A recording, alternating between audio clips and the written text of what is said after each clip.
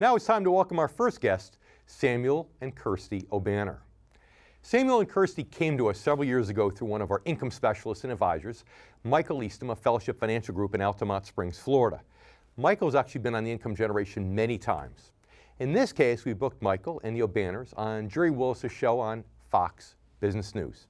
At that time, they were getting married, but actually had a plan to get out of debt. Today, not only are they debt-free, but they're actually the founders of Fresh Start Financial Education. Samuel and Kirsty, welcome to the show.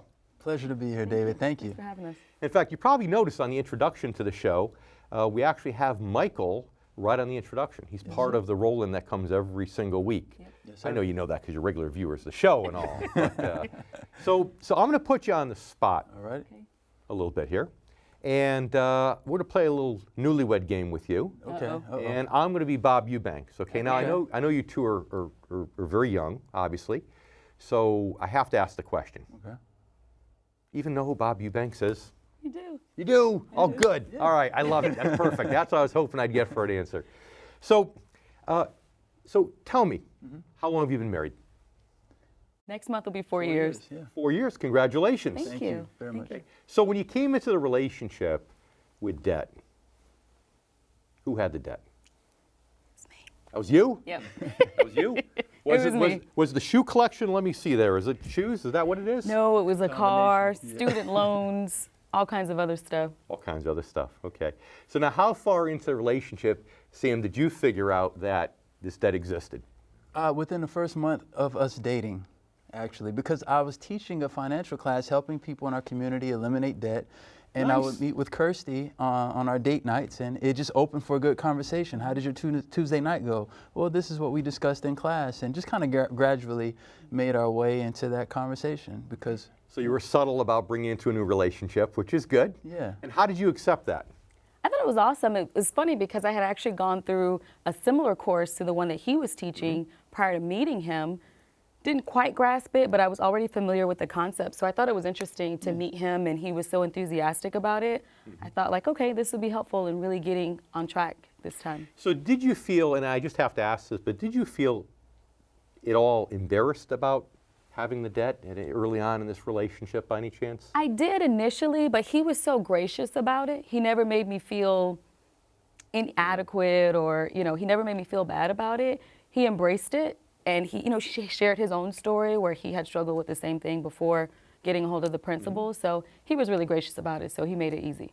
He made it easy and very approachable. And that's important because I find that a lot of the reasons why people struggle with debt is simply because they're afraid to admit it. They bury their head in the sand. They're embarrassed by it. And you really shouldn't be. The first step is admitting there's a problem, right? That's always the Right. first step. Right.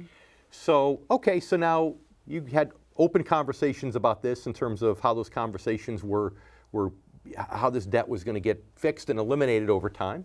So you put a plan together. We did. And that plan consisted of you paying off the debt over how long of a period? 15 months. Our first 15 months of marriage, we paid off $50,531.83, give or take. $50,000. $50,000. But who's 50. counting?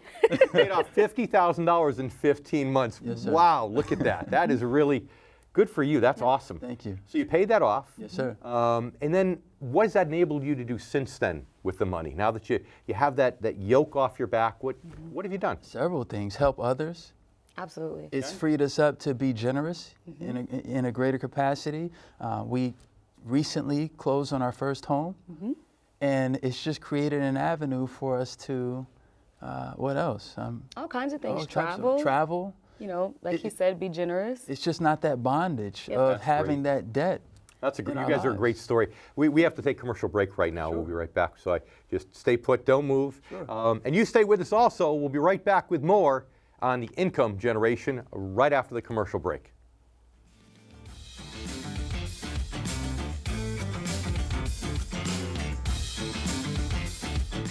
Well, it's time again to welcome back Samuel and Kirsty Obanner. So you're talking about some of the things that you're able to do, Yes, sir. which I love. So part of it is you said, I want to do good things for people. Absolutely. And you've been able to do some. So just Right. give me an example of maybe one nice thing that you were able to do now that you were able to free up some of that cash flow. Sure.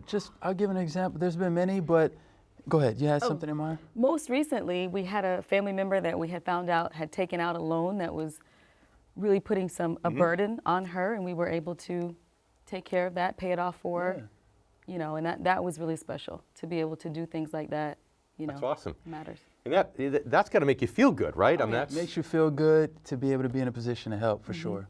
And sometimes it's not just about the dollars and cents. I mean, we always talk about that on the show because it's a show about money, of course, but it's about feeling good. It's about being happy, and if you can help family, I mean, you know, what else are you going to do with your money if you can't help family, right? Bottom line. Absolutely. Right.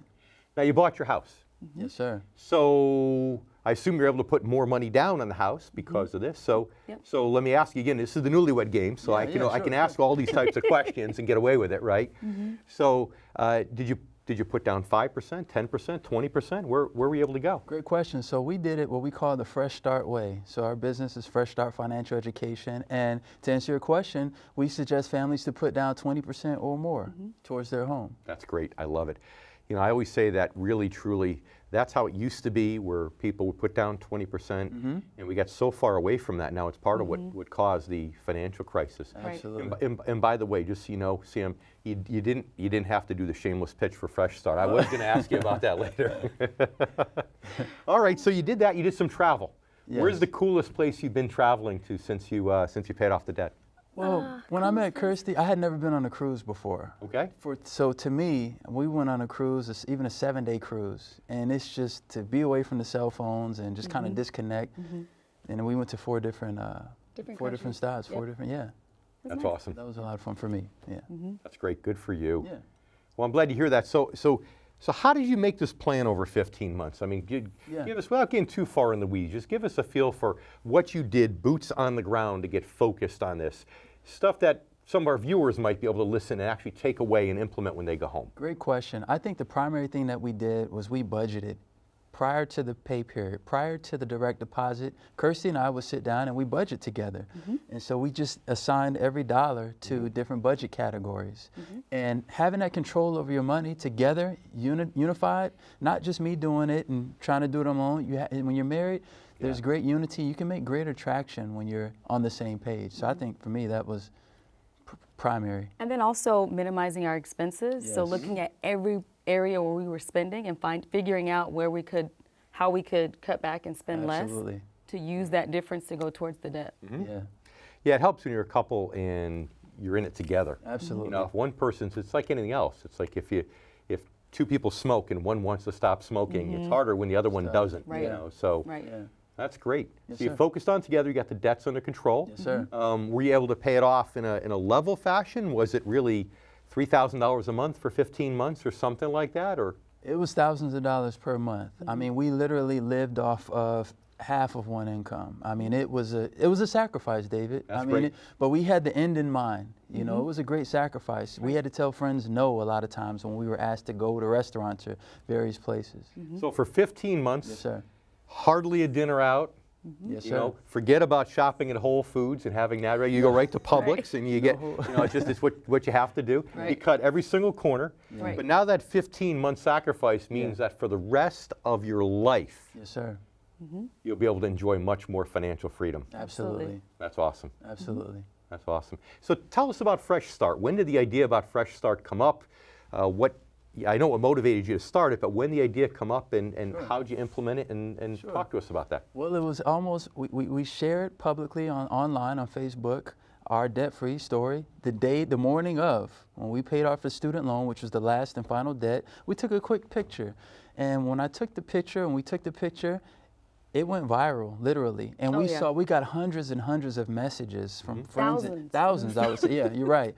Of people we didn't know that wanted to know, how did you do it? How can we do it? And so we realized there was a greater need, and Fresh Start was Did you ever realized? Yeah. Yes. And the company, we birthed Fresh Start Financial Education from that need, and we've been on and helping people ever since. That's great. Right after the break, we're going to have you back. We're going to ask you more about Fresh Start. Sure. And I want to ask you specifically about some of the techniques that you recommend when it comes to paying off debt and getting people in a better financial situation. So we have one more segment together. Looking forward to it. And you stay with us too. We'll be right back after the commercial break with many more words of wisdom from my new friends Samuel and Kirsty. We'll be right back.